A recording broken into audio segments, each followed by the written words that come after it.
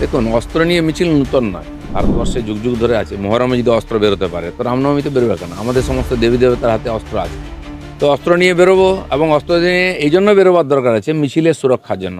পুলিশের উপরে কোনো ভরসা নেই, পুলিশ সুরক্ষা দিচ্ছে না, পুলিশের সুরক্ষা নেই। মালদা মোথাবাড়িতে থানা জ্বালিয়ে দেওয়া হচ্ছে, ভেঙে দেওয়া হচ্ছে। তারপরে এখানে কি বলে কালিয়াগঞ্জেতে, কালিয়া চকেতেও থানা জ্বালিয়ে দেওয়া হয়েছিল, বারবার হয়েছে। তো পুলিশ কি সুরক্ষা দেবে? তাই হিন্দুরা তাহলে ধর্মকর্ম বন্ধ করে দিতে হবে, শোভাযাত্রা পুজো পাঠ করবে না, কারণ কি হলেই হামলা হবে, যেটা হচ্ছে জায়গায় জায়গায়। আর সেই জন্য হিন্দুদের নিজের সুরক্ষার জন্য নিজের ব্যবস্থা করতে হবে। এবার ক্যানিংয়ে রামনবমী মিছিলে থাকতে পারেন শওকত মোল্লা। শওকত মোল্লা যদি এত দম থাকে, আগে যাক, নওদাতে যাক, মুর্শিদাবাদে যেখানে হিন্দুদের বাড়িঘর ভাঙা হয়েছে, পোড়ানো হয়েছে, যাক মোথাবাড়িতে যেখানে হিন্দুদের গ্রাম উজাড় করে দেওয়া হয়েছে, থানা ভাঙা হয়েছে, ওখানে গিয়ে শান্তি মিছিল করো। আর মুসলিম ভাইদের বোঝাও যে ধর্মনিরপেক্ষতা একার জন্য নয়, হিন্দুদের জন্য, তোমাদের জন্য আছে। আরে যে চোর ডাকাত ছাড়া রাজনীতি করতে পারে না। ভাঙড়ে তো আমিও থাকি, পঞ্চায়েত ইলেকশন আপনারা দেখেছেন, নমিনেশন করতে দেওয়া হয়নি কাউকে।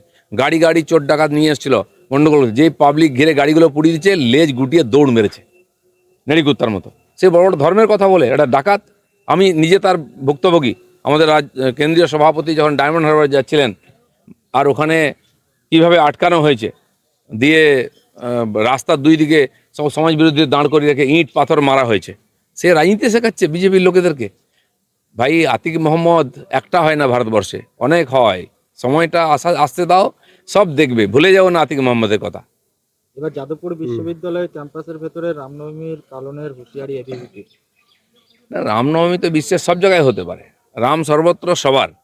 তো যেখানে যেখানে যেহেতু সরস্বতী পুজো হতে পারে, অন্যান্য ফাংশন হতে পারে, রামনবমী কেন হবে না? রাম একটা আদর্শ, যে ভালো, যদি কার্ল মার্কস লেনিনের জন্মতিথি হতে পারে, তো রামনবমী কেন হবে না? তাকে যে মানে আমাদের ভারতবর্ষের প্রাণপুরুষ, মর্যাদা পুরুষোত্তম, ভারতবর্ষের ঘরে ঘরে, পাড়ায় পাড়ায়, স্কুলে কলেজে রামের আদর্শ তুলে ধরার দরকার আছে। দাদা, একটা জিনিস, সেটা হলো শহর জুড়ে রামনবমীর পোস্টার। সেখানে দেখা যাচ্ছে যে পোস্টারে রয়েছে প্রধানমন্ত্রী নরেন্দ্র মোদী ও শুভেন্দু অধিকারীর ছবি।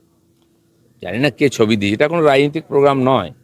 আমি রাজনৈতিক ব্যক্তি, আমি যদি কারো বিয়েতে যে রাজনৈতিক বিয়ে হয়নি, আমাকে যদি ডাকে রামনবমী মিছিলে হাঁটতে, আমি অবশ্যই হাঁটবো, একজন হিন্দু হিসাবে গর্বের সঙ্গে হাঁটবো। কারণ এরকম মহাপুরুষকে আমরা জন্ম দিয়েছি ভারতবর্ষে। আমি রাজনীতি করি, ভগবান রাজা ছিলেন রামচন্দ্র, তাই জয় শ্রীরাম বলি আমরা। এটা কোনো ধার্মিক স্লোগান নয়, ভুল করে ওরা। আর সেই জন্য তার আদর্শকে ভারতবর্ষে প্রতিষ্ঠিত করে, রামরাজ্যের কথা স্বয়ং গান্ধীজি বলেছেন।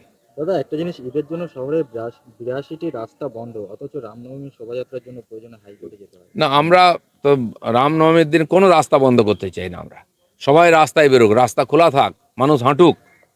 আর শওকত মোল্লাকে বলছি, ক্যানিংয়ে তুমি, ওখানে যে হিন্দুরা 21-এ নির্বাচনের পরে গ্রাম ছাড়া হয়ে গেছে, যাদের বাড়িঘর ভেঙে দেওয়া হয়েছে, এখনও এলাকা ছাড়া আছে, তাদের ডেকে নিয়ে এসো, রামনবমী করে তুমি নেতৃত্ব দাও সামনে দাঁড়িয়ে, তাহলে বুঝবো তোমার পাটা আছে বুকের।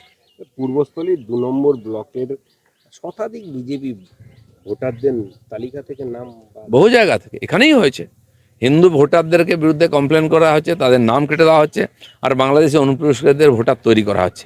এই হচ্ছে ভোটার লিস্টের যে গল্প মমতা ব্যানার্জির, এটাই। কিন্তু বিদেশিরা কেউ ছাড় পাবে না। সেজন্য কেন্দ্র সরকার শুরু করেছে ভোটার কার্ডের সঙ্গে আধার কার্ডের সংযোগ।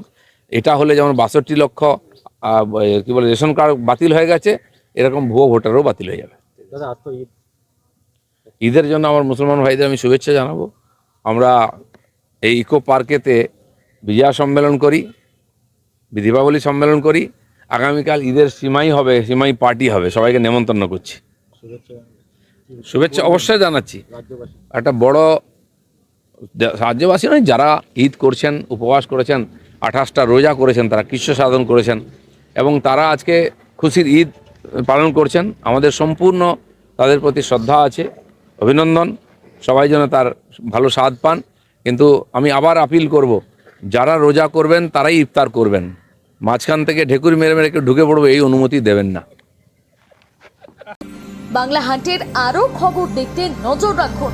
বাংলা খবর মানেই বাংলা হান্ট।